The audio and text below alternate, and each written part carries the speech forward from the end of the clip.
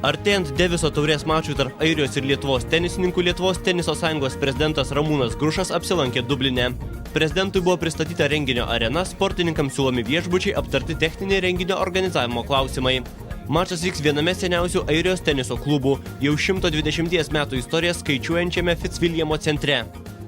Yra kortai atitinkantis visus standartus, kur gali vykdyti tokio rango varžybas.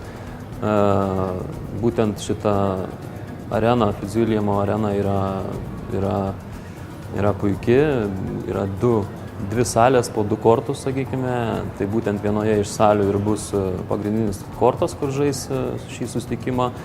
Šalia esantį kortą padarys tribūnas, taip kaip ir mes darėme Vilniuje. Bus taip pat 2 treniruočių kortai, tokios pat dangos.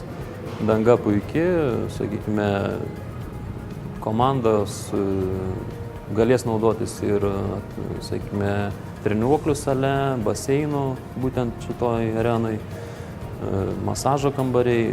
Tai lyg viskas, ko reikia komandoms, kad būtų gera kokybė, tai viskas yra.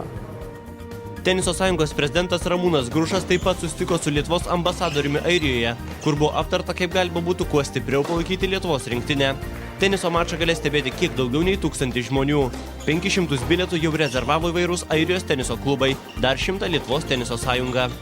Airijos lietuvių bendruomenė iš pradžių jau, aišku, nustebino, kad jie tikrai yra aktyvūs ir pozityviai žiūri visą šitą mūsų, sakykime, susitikimą su Airijos rinktinė ir tiek bendruomenė ir tiek ambasadorius Vidmantas Purlys labai teigiamai ir labai taip maloniai nuteikė jų priėmimas būtent ambasadoje.